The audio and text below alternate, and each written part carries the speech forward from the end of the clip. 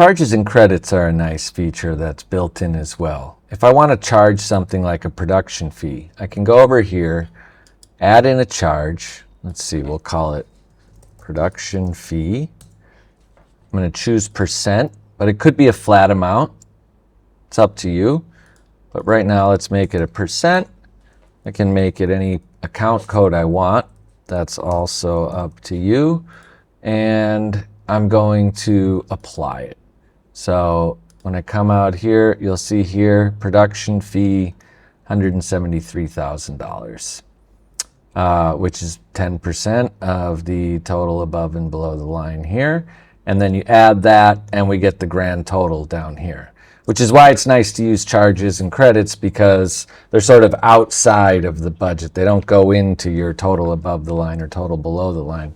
They're extra from that. If I go back into here, I can exclude an amount, such as like US spend. So the US spend here is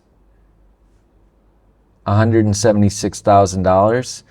If I'm servicing a company out of US and they're going to spend that on their side and I'm never going to touch that money, I'm not going to charge them a production fee for that. So I can use that to exclude it from the total amount that's going to be put into my fee.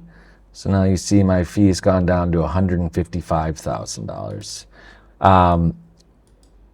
You can do this with multiple groups if you want, and you can add multiple charges. So now I'm going to add in a bond fee of 2%. And apply that. Then I'm going to add a financing fee. And I'm going to make that a flat rate of $10,000 USD. And apply that. And you see all those show up here: production fee, bond fee, financing fee, and then those all go into your grand total.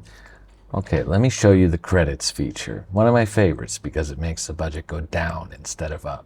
If you click over here in the credits tab, it's going to open up the interface, which is currently blank.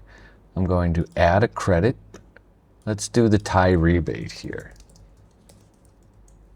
So I'm going to add the tie spend group that I created when we talked about groups in the other video.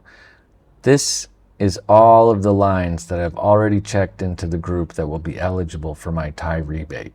So now I go in here, add in my 18% discount, and it gives me my credit amount, $225,000 out of a 1.25 million group. Now you can cap this out if you want. Let's say the rebate caps out at $100,000. We can put that in there.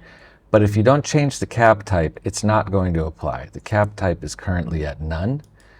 There are three options here, which are quarterly, cumulative, and none. So they show up as none, QS, and CR.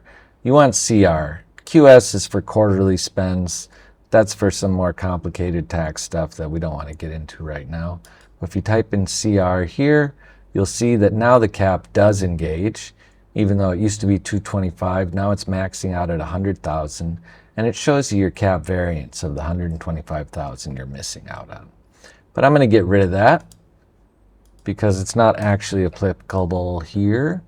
I'm going to apply the credit, close out of here, and then you'll see down here my tie rebate, $225,000 reduced from my grand total, giving me a net total of around 1.75 million, which is a lot more palatable.